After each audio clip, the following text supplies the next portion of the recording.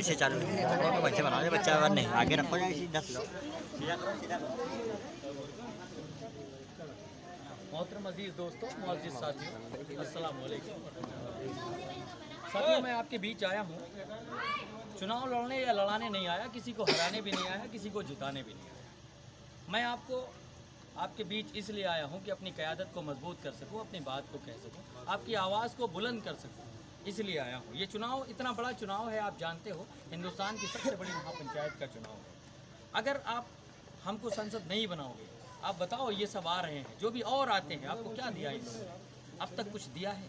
नहीं दिया। अभी तो ये नज़र आ रहे हैं, 15 रोज़ के बाद ये दिखाई नहीं।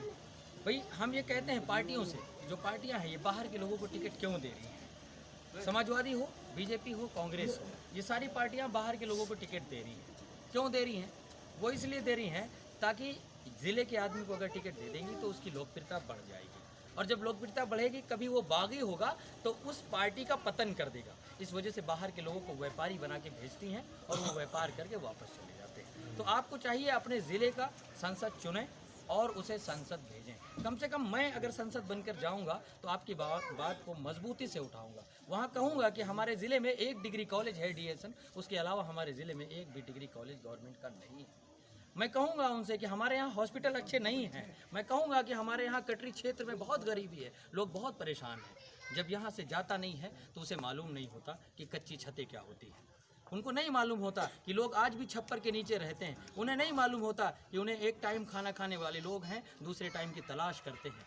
और उन्हें नहीं मालूम है कि हमारे यहाँ बच्चे किस तरह रह रहे हैं। उनको नहीं मालूम है कि मुस्लिमों की जो पोजीशन है वो क्या है। अगर मालूम भी है तो इग्नोर करते हैं। इग्नोर इसलिए करते हैं कि वो जानते हैं कि जो अक्सरियत की कम्युनिटी है वो नाराज़ हो जाएगी। अगर वो कह दें कि मुसलमानों की पोजीशन दलितों से बदतर हो गई है तो वहाँ लोग नाराज़ हो जाएंगे। जो 80% लोग हैं वो कहते हैं वोट नहीं करेंगे। तो आप बताओ, आप भागीदारी चाहते हो, अधिकार चाहते हो, या यूं ही गुलामी की ज़िंदगी, या रेवड़ी के तरह लॉलीपॉप? अगर आप अधिकार चाहते हो तो हमारे हाथों को मजबूत करके, मैं आपसे वादा करता हूँ, वादा इसलिए करता हूँ कि मैं आपके बीच का हूँ, आपके बेटे की तरह हूँ, आपके ज़िले का हूँ। जब चाहोगे, जहाँ चाहोगे बुला लोगे, मैं आपके बीच बैठ जाऊँगा। मैं एक वादा और आपसे करता हूँ, अगर जीत जाऊँगा तो पार्लियामेंट में इतनी मजबूती से आपकी बात को उठाऊँगा, जो भी सुनेगा वो ये कहेगा कि ये नाव का संसद बोल रहा है। और अगर हार गया तो मैं आपसे ये एक और वादा करता हूँ, जहाँ चाहोगे बुला लेना, रोड पे बैठ जाऊँगा। जब तक आपका काम नहीं होगा उस जगह से नहीं होगा, ये वादा है।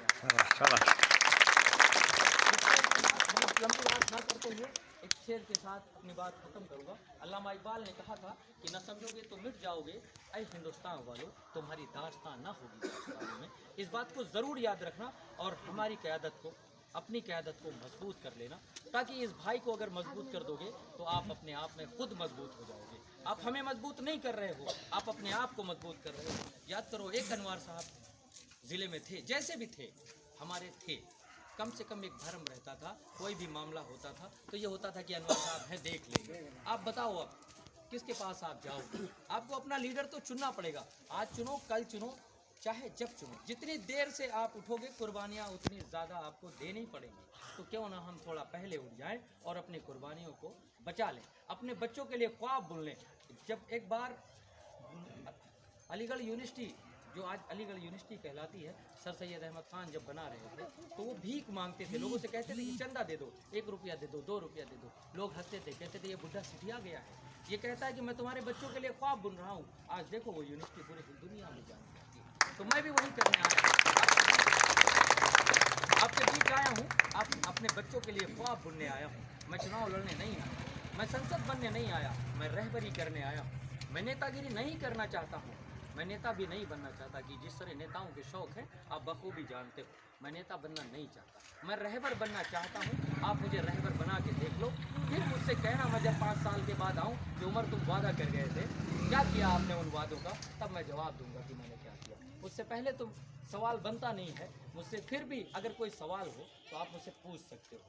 जो बीजेपी है आप जानते हो क्या कर रही है, कांग्रेस ने भी आपके साथ क्या किया है, भागलपुर, भिवंडी, मालेगांव किसने दिया, आप खूब जानते हो। ये सब कांग्रेस ने किया, और भी उससे ज़्यादा बड़े बड़े काम कांग्रेस ने किए। बस कांग्रेस क्या करती है, चिल्लाती नहीं, बीजेपी चिल्लाती है। बस फ़र्क इतना है, ये दोनों सेम है, एक ही थाली के दोनों चट्टे बट्टे हैं। ये कहते हैं कभी तुम बना लो कभी हम बना लें। इस तरह इनकी चीज़ें चल रही हैं। इनसे बचिए, इनसे बिल्कुल बच जाइए। ये लोग ऐसे लोग हैं जो हमारा पतन चाहते हैं। अगर पतन नहीं चाहते हैं तो बताओ, 1947 में जब देश आज़ाद हुआ तो हम नौकरियों में 48% हुआ करते थे। आज आप 1.2% होते हैं। क्यों होते हैं? जानबूझ के हमें पीछे किया गया ना। जब देश आज़ाद हुआ तब हम साक्षरता में, पढ़ाई लिखाई में 65% हुआ करते थे। आज हम क्या हैं? दलितों से बदतर हो गए। क्यों हो गए बताओ आप? इन हुकूमतों की जिम्मेदारी नहीं बनती है? ये अल्पसंख्यक जो एक रिजर्वेशन के तौर पे एक अलग आयोग बना रखा है, क्यों बना रखा है? इसीलिए बना रखा है कि हमारी खिदमत करें, हमारे चीज़ों को उठाएं। मगर क्या वो कोई काम कर रहा है? नहीं कर रहा है। आपको मालूम होगा जिन गांव में मदरसे हों वहाँ आधुनिकीकरण के टीचर होते हैं। कई सालों से उनकी सैलरी तक नहीं आई है और बड़ी बातें करते हैं कि मदरसे में CCTV कैमरा लगा दो, मदरसे में ये करा दो, मदरसे को ऑडिट कराओ, मदरसे को वो कराओ। ये बताओ आप दे क्या रहे हो मदरसे को? आप सवाल तो बहुत सारे कर रहे हो मगर हमें दे क्या रहे हो? तो ये सवाल है। आप भूल जाइए कि कांग्रेस क्या है, समाजवादी क्या है और बीजेपी क्या है। आप अपने भाई को मजबूत कर दीजिए। जो काम वो करते हैं उससे बेहतर काम हम करेंगे भाई। हम सांसद हैं तो हम आपके भाई भी तो हैं, हम इंसाफ पसंद भी तो हैं, हम उस इस्लाम को मानने वाले लोग हैं जिसके नबी ने कहा कि जो बूढ़ा रोज़ कूड़ा डालती थी, कहा जब नहीं दिखी तो कहा चलो उनके घर देखते हैं क्या हुआ, और देखते हैं तो उनकी तबीयत खराब होती है। हम उस नबी को मानने वाले हैं जो एक दिन एक बूढ़ा थी बाज़ार में सामान लिए बैठी थी और उन्होंने कहा कि अरे अम्मा मैं तुम्हारा नौकर बन जाऊं? तो कहा बन जाओ बेटा, हमारा सामान पहुंचा दो। जब ले जाते हैं तो कहते हैं एक मोहम्मद आया है उससे दूर रहना। तो कहते हैं क्यों? कहा बहुत ख़राब है, वो पागल हो गया है, दिवालिया है। बड़ी गालियां देती हैं और जब सामान वो रख के चलने लगते हैं तो कहती हैं कि अपना नाम बता दो, किराया तो लिए जाओ, जो काम किया है मजदूरी तो लिए जाओ। तो कहा नहीं, मेरा नाम मोहम्मद है, मैं वही मोहम्मद हूँ जिसे आप गालियाँ कही। हम उस इस्लाम को मानने वाले हैं जो कहता है कि अगर पानी ज़्यादा गिराओगे आप ज़मीन में तो उसका हिसाब देना पड़ेगा। हज़रत उमर फारूक ने कहा कि अगर दजला फुरात नदी पर एक कुत्ता भी प्यासा मर जाएगा तो उसका जवाब अल्लाह क्या हमें देना पड़ेगा। अगर हम सांसद होंगे तो हमें अल्लाह का खौफ भी है। अगर हमारे सामने नाइंसाफ़ी होगी सांसद रहते हुए तो उसकी जिम्मेदारी हमारी बनती है, उसका जवाब अल्लाह क्या हमको देना पड़ेगा। इसलिए हमसे गलत नहीं होगा। हम इस्लाम को मानने वाले लोग हैं। हमारे लिए दुनिया मायने नहीं रखती है। दुनिया तो हमारे लिए चंद साल ज़िंदगी है, इसके बाद की जो ज़िंदगी है वो हमारे लिए अहम ज़िंदगी है। इसलिए मैं आपके बीच आया हूँ। आप हमारी क़यादत को मजबूत कर देना, अपनी क़यादत को मजबूत कर लेना। उसके बाद हमसे सवाल करना। जहाँ बुलाओगे इस बेटे को आपके बीच बैठ जाऊँगा। बस इस बात के साथ अपनी बात ख़त्म करूँगा। मैं तो चिराग हूँ, जहाँ भी जाऊँगा रोशनी फैलाऊँगा। बहुत शुक्रिया।